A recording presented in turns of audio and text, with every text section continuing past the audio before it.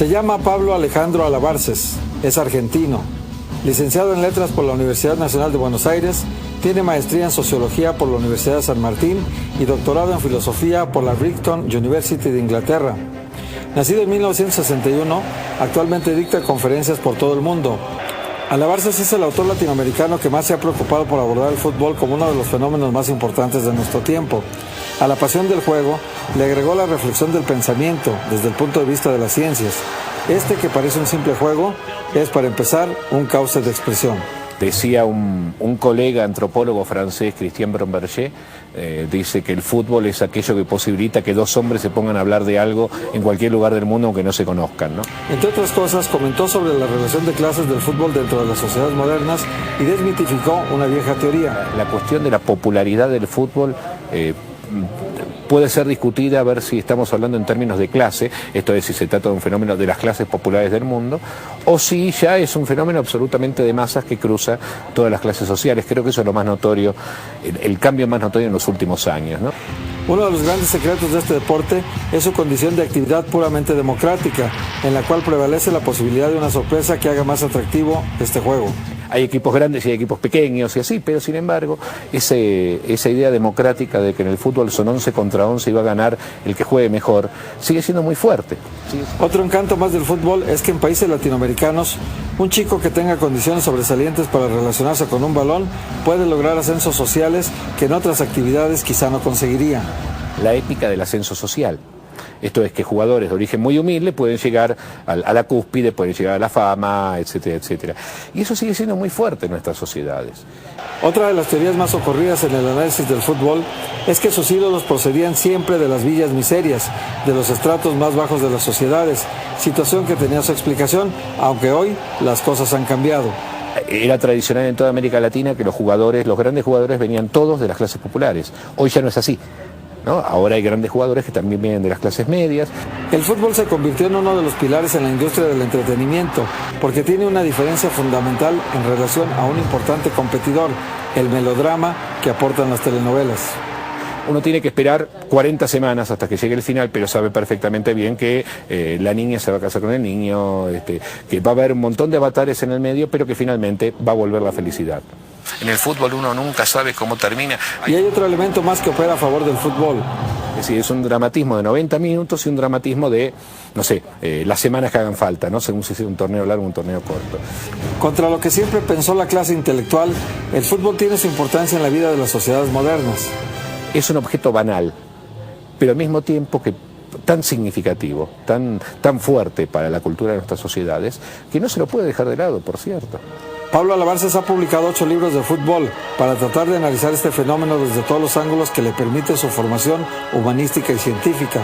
En sus libros Hinchadas, Crónicas del Aguante y Futbologías, ha retratado como nadie el fenómeno de las barras bravas en el fútbol, con toda la violencia latente y activa que poseen. La relación con el fútbol tiene que ordenarse a partir de la pasión. Preocupados por la situación, muchos países han implementado distintas políticas para tratar de frenar la violencia que están provocando estas turbas de aficionados fuera de control. En Europa, por ejemplo, en Inglaterra, en Alemania, en Holanda ha sido exitoso, en España un poco menos y en Italia ha sido un fracaso. En América Latina, por el contrario, en todos lados ha sido un fracaso. Este tema es uno de los grandes dolores de cabeza del fútbol mundial porque ha dejado como estela centenas de personas fallecidas dentro y fuera de los estadios. No encuentran la clave ni para entender, ni para explicar el fenómeno, ni mucho menos, por supuesto, para prevenirlo, para solucionarlo. Argentina fue el país que transformó las porras tradicionales en barras bravas violentas, cuyo modelo fue incorporándose a otros fútboles, entre ellos el mexicano, a través del Pachuca. ¿Por qué imita el modelo argentino? Imita el modelo argentino justamente a partir del argumento de la pasión. El contagio se trasladó como epidemia a Sudamérica y Centroamérica. De todo el continente solo se han podido escapar Estados Unidos, Canadá y algunos países del Caribe. Bueno, los argentinos son muy narcisistas, entonces se presentan a sí mismos como los mejores hinchas del universo y entonces el resto de los hinchas latinoamericanos dicen vamos a ser como los mejores hinchas y ahí se generan estos fenómenos. Para que existan estos grupos violentos se necesita la complicidad de otros actores del fútbol, los dirigentes de los equipos. No hay dirigente deportivo en América Latina que no esté implicado con el fenómeno de violencia. que no tenga una responsabilidad en el fenómeno de violencia. Mientras en Sudamérica los clubes patrocinan en todos los sentidos a sus barras bravas, en México los dirigentes se desmarcan públicamente, pero por debajo del agua ayudan al financiamiento de estos grupos. No soy experto en derecho, pero normalmente el financista de un delito es corresponsable, es cómplice. La violencia no es un problema económico.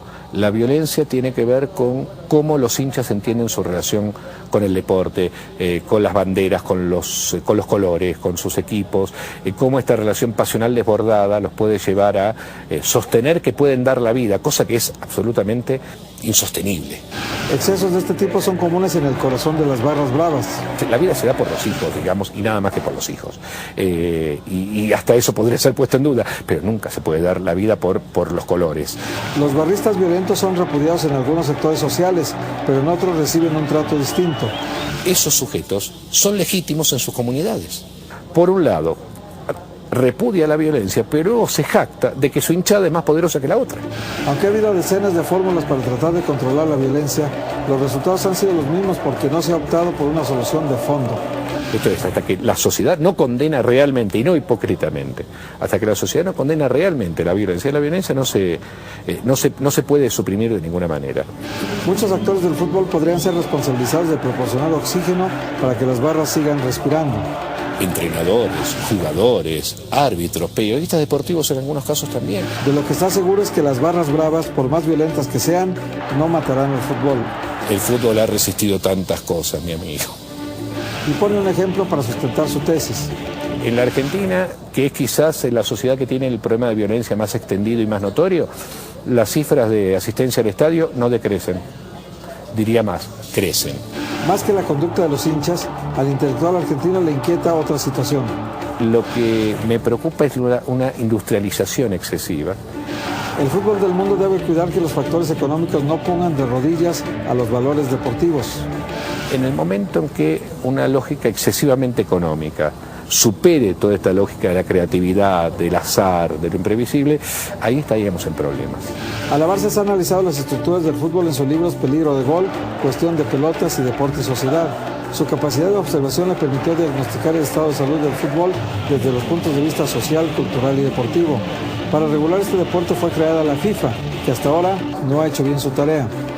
La FIFA es responsable de muchas de las peores cosas que le han pasado al fútbol. En muchos círculos la FIFA ha sido cuestionada en sus valores éticos y morales. Está reputadamente involucrada en enormes casos de corrupción, en las relaciones con los peores regímenes políticos. Para preservar su poder, la FIFA estableció un código universal en el que impera su ley, así que hayan excesos. Recuerden que la FIFA, por ejemplo, tiene prohibido que ningún club o jugador recurra a la justicia ordinaria. Esto es aberrante desde el punto de vista del derecho occidental. Pablo Alabarces también retrató el rostro no siempre visible de las ideologías en sus obras El fútbol entre la banalidad y la crítica y Fútbol y patria, donde incorpora el análisis de la vida política en su relación con el balompié. Un dirigente político se para al lado de un equipo de fútbol e inmediatamente lo ven millones de espectadores. Ejemplificó con el caso de Mauricio Macri en Buenos Aires. Macri, presidente del Boca durante 12 años, no llega alcalde por ser presidente de Boca, llega alcalde porque ser presidente de Boca le garantizó todas las cámaras de la Argentina durante 12 años. Y también el de Silvio Berlusconi en Italia. Berlusconi no llegó presidente de Italia por ser el dueño del Milan, llegó presidente de Italia porque es el dueño de la televisión italiana. Y el Milan era apenas uno de sus programas. Tampoco comparte la teoría de que el fútbol es el opio de los pueblos. El fútbol, al más fanático de sus seguidores, le suspende la política, la sociedad y la economía durante 90 minutos. Otra teoría que descarta es que el futbolista estrella es un modelo de imitación para los niños y jóvenes. Transfieren sobre ellos expectativas, fantasías y deseos, pero no replican su vida. Ejemplifica con el caso de Diego Armando Maradona, jugador sin igual, inimitable, que luego cayó en el consumo de sustancias prohibidas. Alabarces estudió el fenómeno de Maradona y lo dejó impreso en un estudio antropológico denominado Santo Maradona, ascenso y caída de un mito futbolístico. Llegaba a la cúspide del mundo y con eso arrastraba a toda la patria detrás de él. Esto es, ostentaba una Argentina exitosa soportada en las espaldas de un plebeyo. Habitante del mundo de las conspiraciones, Maradona fue construyendo entre sus miles de admiradores su propia leyenda. abanderado de los humildes, ídolo antiimperialista, líder de los deseos de los sectores populares de todo el mundo. La entrevista de ESPN con Pablo Alabarces se dio unos días antes de que Julio Grondona nombrara al sucesor de Alfio Basile en la selección argentina, resultando electo justamente Maradona. En ese entonces decía: espero que no lo sea. Creo que ser técnico de la selección no es haber sido el mejor jugador, es ser técnico. El doctor Alabarces no le atribuía a Diego suficientes conocimientos para convertirse en un buen técnico. Pero para eso hace falta mucho trabajo, mucha disciplina, mucho conocimiento, mucho saber, y no simplemente yo fui campeón del mundo. Pero también se dio tiempo para imaginarse un escenario con Maradona como técnico nacional en su país. Sería muy divertido Maradona como técnico. Yo creo que Maradona como técnico es el sueño de los periodistas y de los sociólogos, no de los hinchas.